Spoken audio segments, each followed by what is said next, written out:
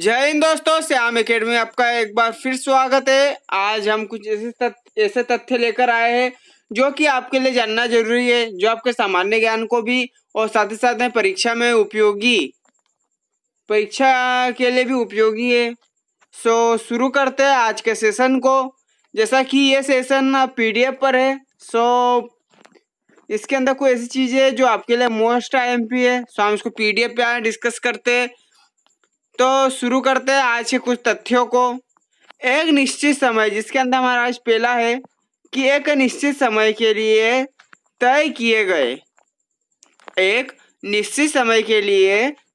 गए विवाह को क्या कहते हैं? ऐसा विवाह जो कुछ समय के लिए निश्चित तौर पर किया जाता है या निश्चित समय के लिए किया जाता है, ऐसे विवाह को क्या कहा जाता है? तो ऐसे विवाह को कहा जाता है मुताह विवाह।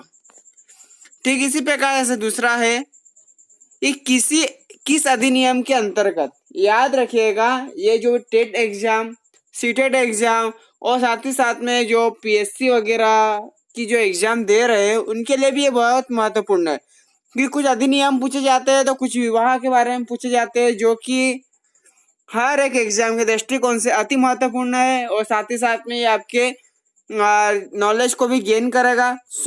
अगला पॉइंट है कि किस अधिनियम के अंतर्गत हिंदू विवाह को एक सामाजिक समझौता माना गया है? हिंदू विवाह को एक सामाजिक समझौता यहाँ पर बोला गया। तो ध्यान रखिएगा, हिंदू विवाह एवं विवाह विच्छेद अधिनियम 1955 के अंतर्गत हिंदू विवाह को एक सामाजिक समझौता माना गया है।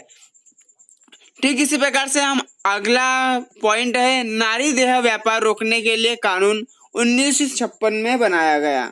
जो नारी देह का जो व्यापार होता था उसको रोकने के लिए जो कानून बनाया गया वह 1956 में बनाया गया। ठीक इसी प्रकार से गर्भावस्था में कन्या भ्रूण व परीक्षण तथा गर्भपात प्रतिबंधित किया गया। कब प्रतिबंधित किया गया था? ऐसे क्वेश्चन हर एक एग्जाम में भी आ सकते हैं। साथ ही साथ में आपके नॉलेज के लिए भी यह बहुत जरूरी है कि गर्भावस्था में कन्या भ्रूण व परीक्षण तथा गर्भपात प्रतिबंधित 1994 से किया गया। ठीक इसी प्रकार से हिंदू उत्तराधिकार अधिनियम 1956, हिंदू उत्तराधिकार अधिनियम कब शुरू किया गया? 1956 में। इसी प्रकार से विज्ञापन में महिलाओं के अश्लील चित्रण के विरुद्ध अधिनियम 1986 में। आप समझ रहे होंगे कि अश्लील चित्रण जो होता था उसके विरुद्ध एक अधिनियम पारित किया गया। वो अधिनियम कब? 1986 में पारित किया गया।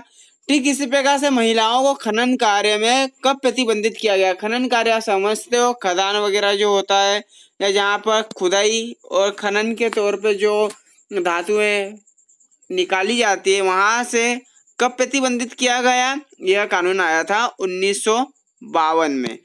ठीक इसी प्रकार से हिंदू जीवन का चरम लक्ष्य है। तो हिंदू जीवन का चरम लक्ष्य क्या है? मोक्ष है। जैसा कि हम हमेशा कहते हैं कि मोक्ष ऐसे मिलेगा, मोक्ष के लिए हमें ये करना चाहिए। तो हमारा परम धर्म है, हिंदू धर्म का परम लक्ष्य जिसे कहा जाता है, गोल, वो होता है मोक्ष। प्राचीन परिवार में स्त्रियों की स्थिति कैसी थी? तो प्रतिष्ठापूर्ण थी। जैसा कि हम जानते हैं कि माता के रूप में पूजा जाता था स्त्रियों को। तो प्राचीन परिवार में स्त्रियों की स्थिति एक कैसी थी? प्रतिष्ठापूर्ण थी। बराबर सम्मान वगैरह देना, यह सब प्राचीन समय में बहुत मात्रा में किया जाता था। मुस्लिम समाज में स्त्रियों को पुरुष द्वारा दी जाने वाली संपदा है।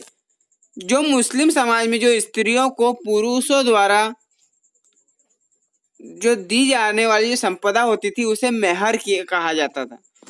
ठीक इसी प्रकार से चील, बाज, गिद्ध मनुष्य की तुलना में कितने गुना अधिक देख सकते हैं? तो हम जहाँ तक जानते हैं कि चील, बाज और गिद्ध मनुष्य की तुलना में 4 गुना अधिक देख सकते। हाथी के बच्चे का वजन कितना होता है? तो हाथी के बच्चे का भार 2 क्विंटल होता है।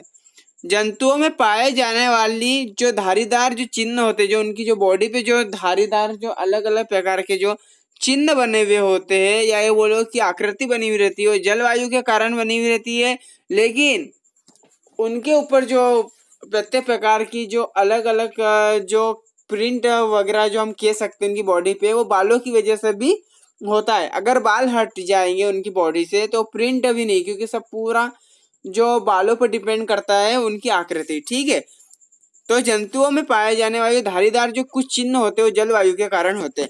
वह कौन सा जानवर है जो पहले अपने एक तरफ के पैर आगे बढ़ाता है फिर दूसरी तरफ के बढ़ाता है?